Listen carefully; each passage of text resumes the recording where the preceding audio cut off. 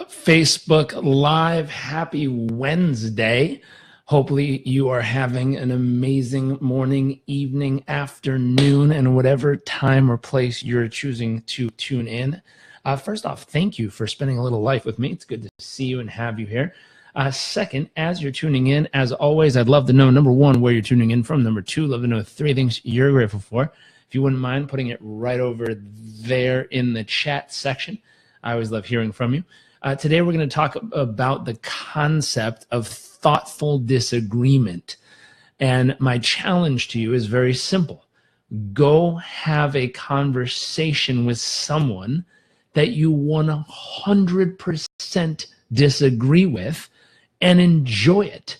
Enjoy getting to know their opinion, their stance, their viewpoint, their insights, the reason they came up with it, the background of their life that brought them to that experience and that decision and that opinion, and enjoy learning, enjoy experiencing it from them. Give them a big hug or handshake at the end and say, hey, thank you. And hopefully they enjoy it just as much as you do.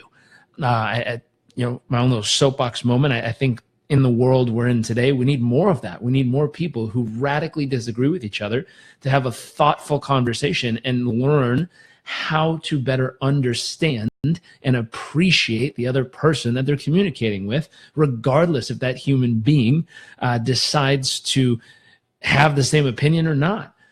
It's very important. Going back to all of you just joining, I'd love to know, number one, where you're tuning in from. Number two, love to know three things you're grateful for. Feel free to toss it over in the comments section. Sobi, what is up? Tell your dad happy birthday. I will. He celebrates it tomorrow and today. He gets a double this year. So I will. Sobi from Miami, what's up? James, welcome, sir. Welcome, welcome, welcome. I'm going to take a moment and share this to our other page real quick. So as you're tuning in, I see that number ticking up. I'd love to know, number one, where you're tuning in from. Number two, love to know three things you're grateful for. Hey, look, it's working. So click share, click our other page, and post. Should be good. Boom. Let's see.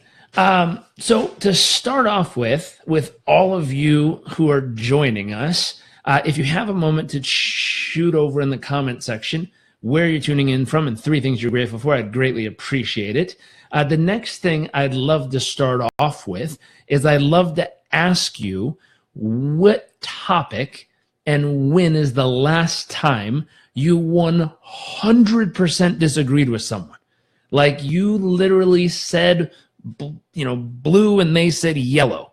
Or when's the last time that literally you just couldn't see eye to eye with another human? And I'm going to bring this up, and we're going to chat through it because I give you a few tips that might be helpful.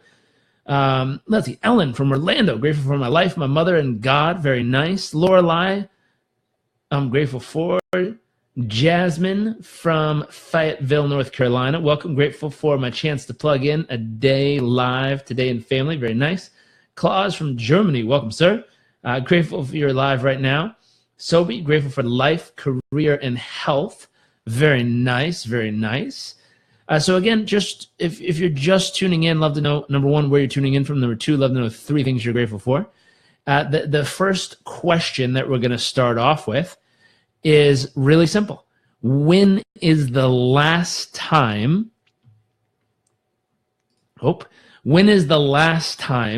you 100% disagreed with someone? And number two, what was the topic? Let's see. Perry from Kessler Air Force Base. Welcome. Lorelei, grateful for my children, you, Tony, and the recent business opportunities. Very nice. Ray, what's up from Chicago? Grateful for learning, and my family and Parkview Christian Church. Very nice.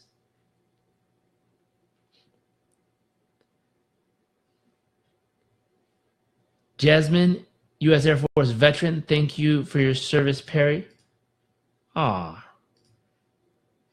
So Susan says the last time she disagreed with someone was yesterday, I think, if I'm reading that right. Yesterday, and it was about work. Interesting. And was it like a 50% disagreement? Thank you for your service, Perry. We very much appreciate it. Was it a 50% disagreement? Was it a 100% disagreement?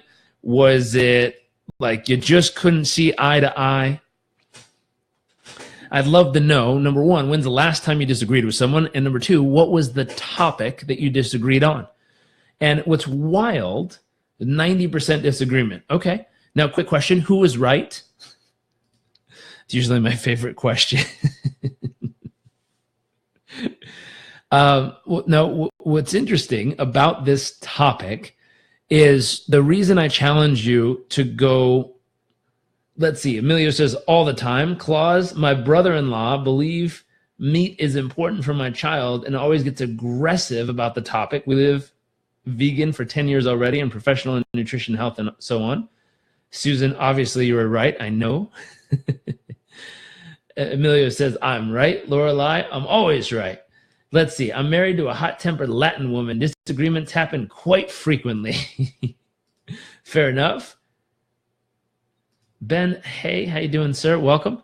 And so this concept, the reason I'm asking, when is the last time you disagreed with someone and what was the topic, is there's different ways to go about this. Now, I'm a huge fan. I don't have a copy with me, but I was listening to Braving the Wilderness by Brene Brown, and she has a wonderful section on this topic where she says we live in such an interesting world as of right now that we can have technology that brings us so together, yet be completely disattached from the people closest to us, meaning our neighbors, our family, our friends.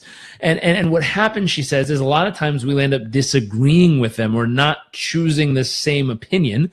And then we decide to draw a line, cut them off, and ignore them, and only pay attention to this little group of people that agrees with everything we tend to say. Personally, I like to go get around people that completely see the world different than me. Now, it's not comfortable. It's not always easy because they see it different. They choose to believe other things. They look at life completely opposite or upside down or around or purple, blue, yellow, whatever. It's just different. And the biggest curiosity and question I have is how did they come to that conclusion?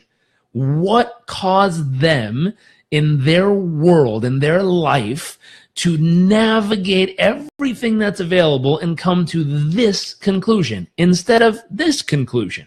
Now, when you get curious, which is the very first thing you want to do if you disagree with someone, is immediately get curious.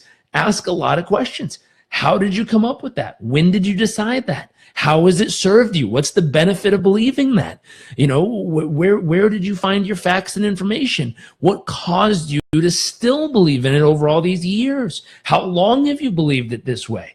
Interesting. Who else do you know that believes it this way? How did they come to the conclusion? And what's wild is when you get radically curious, you start to understand the life experiences, the challenges, the insights. You start to understand all the different twists and turns throughout their entire lifetime that caused them to come to this conclusion. And what's wild is when you start to see all the things they've been through, a lot of times you go, oh, well, shit, if I went through all that, I'd probably believe this too. Or I could have gone through all that and still not believe this, but at least I know why you believe it this way. At least I know why you've come to that conclusion as of now.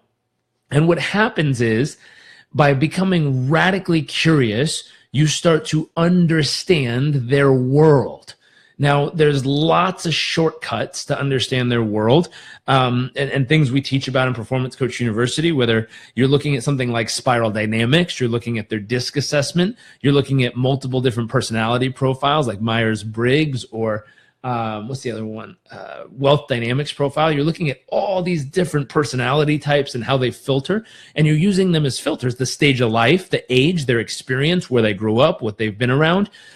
All these different filters allow you then to jump into their world and go, oh, interesting. Now, my wife points out something really, really important, especially for all of us personal development people who are always around all this great information, is it doesn't give you permission to then categorize them and be like, oh, that's a yellow purple D who's middle-aged and a knight. Like that helps up here to filter quickly and understand what's in their world so you can better communicate with them and understand them. It doesn't help to just label people and then disregard them because they're different from you. So use the filters to better understand them. Don't use the filters to label and disregard them. And just a tip my wife shared with me, I was like, wow, that's really interesting, because she didn't grow up with all this stuff around her. And something that she's done is she's avidly engaged it. She got very curious. She loves learning about all the different things that I've grown up around. And luckily, and so she clobbers up all this information, and she's like, ooh. And then she gives me an outside opinion of someone who's never been in the environment and looks around and goes, wow, y'all judge people a lot. I said, judge people? No, we understand people. She goes, no, you label and judge people all the time. I was like, really? Where? And she started showing me. She's like, you're calling that person a green, yellow, whatever, and this person an orange, MIAT, whatever. She's like, stop judging people. Just see them who they are. And I said, interesting. It does come across as a judgment if you allow it to come out of your mouth and start categorizing, disregarding. So instead, the number one is get wildly curious. Number two, get some filters. Use the filters up here to kind of sort on better communicating and learning how to kind of adjust what you're saying to fit that person's world.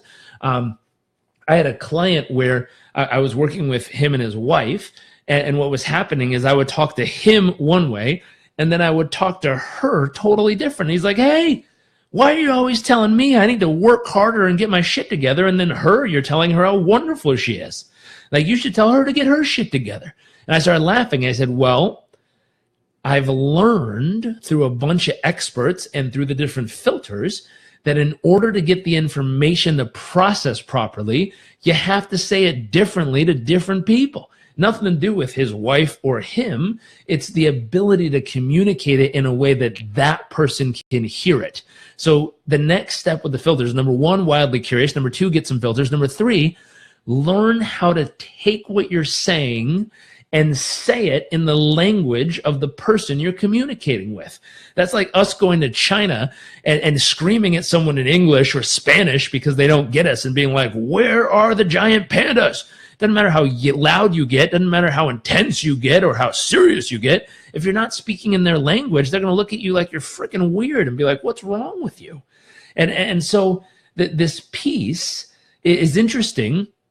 When you can learn how to say it in their words, all of a sudden you can get through to them. And so this is really important. Learn how to speak their language. Generalities of how to get through to people. Someone who's more masculine, you tend to challenge them and they ignite and appreciate them and they'll stay ignited. Someone who's more feminine, doesn't matter if it's a man or a woman, but someone who's more feminine, acknowledge them and appreciate them and really truly show them that you see them and you understand them and praise and see them that way. And all of a sudden they light up and they stay lit up. And so learning little techniques. Someone who's a high D, learn how to say something direct to the point and give them 3 options and then shut up and let them decide. You know, someone who's in high I, compassionate and understanding of communicating with them and going back and forth and lots of talking and connecting means the world to them. And so with all these filters, you can then learn how to speak specifically to each type of personality, and then you can learn how to navigate a conversation into their world. And so hopefully with a couple of the things we're sharing here, number one, get wildly curious. Number two, get some filters. Jasmine, any books on how to master someone else's language? Rosetta Stone is wonderful. Literally, if you're looking for different languages, we've had fun learning Chinese and other stuff on there. If you're looking on how to better communicate with other human beings, I'll give you a handful of things that are great filters. Number one, if you Google and look up 6 Human Needs by Tony Robbins, my dad, it's a great filter to use to understand what's the driving force or top 2 needs in this person. Number two, if you look up spiral dynamics, I forget, I think it's Dr. Claire Graves. It's how they ended apartheid in South Africa. It's a wonderful resource to understand the way in which someone is filtering the world around them. They found out that it wasn't a black and white problem. Instead, they gave it a rainbow selection of colors, and they found out that, you know, that this black police officer is nothing like that black lawyer and that black janitor. And same thing, this white janitor is nothing like that white police officer or that white lawyer. They all think differently. And so they came up with a whole spectrum of colors that says, let's look at the type and way in which they're looking at the world and the way in which they believe the world should be. And from there, then learn how to communicate effectively with them at their level. So that's really useful. So spiral dynamics, 6 human needs. You can look at Myers-Briggs, great test, allows you to better understand what their personality type is like.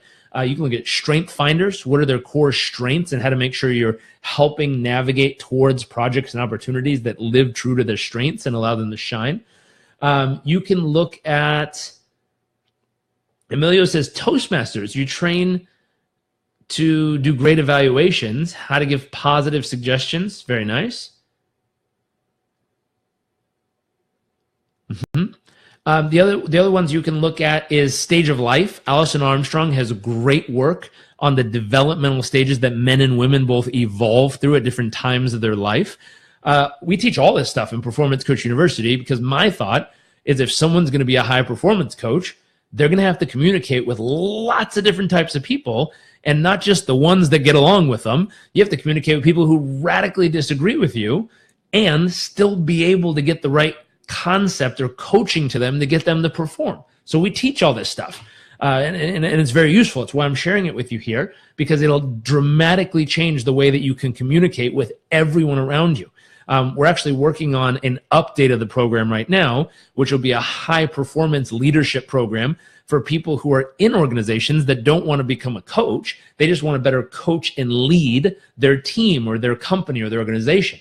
We already have people join PCU for that reason, but we're going to create an updated version specifically for that reason. And that way, hopefully, the company will be willing to invest in it for the employees and team members. It'll be cool. So going back to today's topic, thoughtful disagreement. For those of you who just joined, I saw the number tick up quite a bit. When's the last time you completely disagreed with someone? And what was the topic that you disagreed with them on? My challenge to you is to, number one, go have a conversation with another person on that topic, and some really, really hot, sensitive topics right now in the United States. I saw a great post on this, and it was talking about, the gun debate in what's happening in schools, children on medication, the healthcare system, taxes, stuff that fires people up and pisses people off. That's okay, as long as you can have a genuine, thoughtful disagreement with them and say, hey, I don't believe that to be true. And you can understand their world. You can get wildly curious about what's going on in their world. You can then get some filters to understand why they're thinking about it that way. You can then learn to communicate in their language and really get through to them. And then the final piece, with my wife 24/7 about everything. Well, you better hope to God she doesn't see it or you're toast and you're going to have another one coming. Just kidding. And then the other piece you want to do is learn how to negotiate. This is something that, if you look at a final step here, if someone wouldn't mind typing those steps, I really like those. I think I'm going to create a little session on these. And I'll create a JRC TV on this topic and a list of these. But the final piece that you want to think about is learn how to negotiate. A few great books on negotiation. Number one, Chris Voss has a book called Never Split the Difference. He was a hostage negotiator for the FBI. So lives were on the line while he was negotiating. And he gives you a whole outline of how to powerfully negotiate with someone in a very thick and hairy position. So if you're wildly curious, you have filters to understand their world, you learn to speak in their language, and you know how to negotiate, you can now take someone that you radically disagree with, and you can navigate a solid conversation that becomes something both of you can grow from. And you're not depending on them to be a good person and be willing to do what you're doing. You're depending on you. You're gaining the skills and practicing the core strength that allows you to go into a situation where you 100% disagree with another human, but effectively communicate with them. So Never Split the Difference by Chris Voss is a great one. The other one is Principles by Ray Dalio. I've been listening to it, and he talks about the thoughtful disagreement principle and why it's so important. He lives by this principle. He doesn't want to believe that he's right. He wants to figure out constantly, am I right? Is this true? He says, I think it's true, but then he goes to a group of really intelligent people who are subject matter experts and says, hey, can you prove this to be true, or can you prove it to be false? And in that concept, he allows them to then use all their knowledge and experience and information to help him make a better decision. He's not trying to always feel that he's right. He's trying to actually be right by having the best information available to him.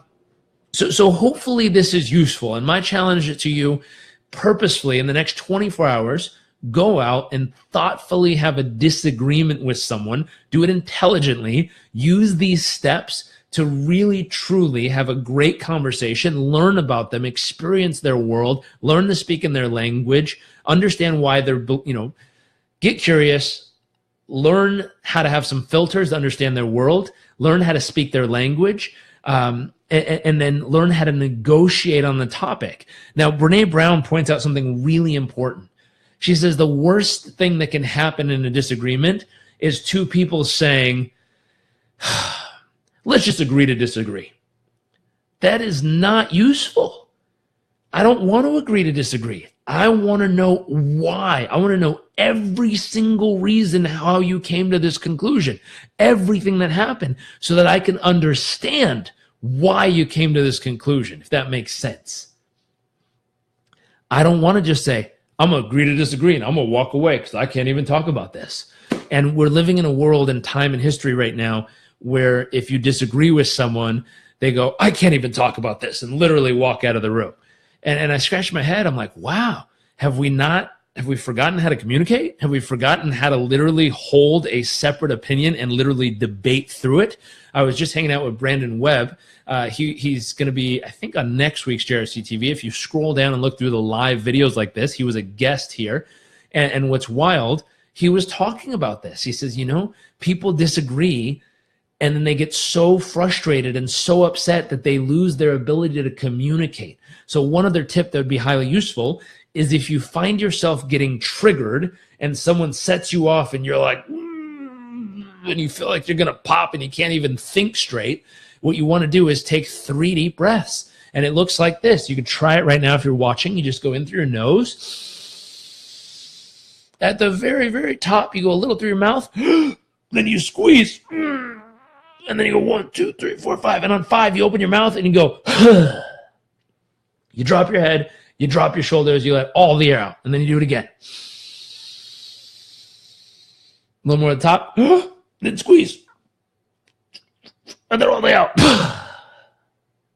Then you do it again one more time. A little more at the top. And then you squeeze. And then all the way out. And what happens is you do it 3 times, it resets your entire nervous system, resets your vagus nerve, resets your whole peripheral nervous system, and now you're back to a conscious human being who can communicate and not a triggered animal version of yourself where the reptilian part of your brain's taken over and all you see is red like a bull and you're angry. Reset yourself. You're better than that. Don't get caught up. Don't let out people that trigger you and take you on an emotional journey. Instead, learn how to reset yourself, learn how to get back to consciousness. If you want something to sustain it, once you're calm, now go into box breathing, which is just 4 seconds in through your nose. 1, 2, 3, 4. Hold it for 4. Breathe out for 4 slowly through your mouth. Hold it out for 4 and breathe back in for 4. And just repeat, and that'll keep you calm and focused. It'll monitor your nervous system and manage your state in a calm, focused way. So you can use breathing to control your state while you're actively engaging and communicating with someone, literally, that you radically disagree with. And now you're having a thoughtful disagreement that's allowing you to stay conscious and intelligently communicate your point. It's interesting. In school, they used to have debate class, and it was one of my favorite classes that I sat down and they would say, okay, and this is something to do to prepare yourself for the conversation. If you want to do some prep work, is before you go have the thoughtful disagreement, sit down and write down first the current stance and argument you have if you were going to debate the topic. Give yourself 5 minutes and write down all the facts, all the reasons, all the information you can come up with. Then after 5 minutes, take a break, stretch out, relax, turn the clock back on for 10 minutes, and make yourself do it for 10 minutes straight without stopping. Write down how you would argue the other side. So take their side and go, going back up, if I was going to argue that meat was good for you, how would I do it? Now, if you notice your brain going, it's not, and I could never argue that, that's the problem. Learn how. Train yourself to go, okay, if I did believe it was, why would I believe it? And come up with an actual debate that would allow you to persuade the audience, which is only you right now, both ways. Learn how to do both sides so that when you start having a thoughtful disagreement with another human, you're not immediately shutting them off, judging and saying that is wrong.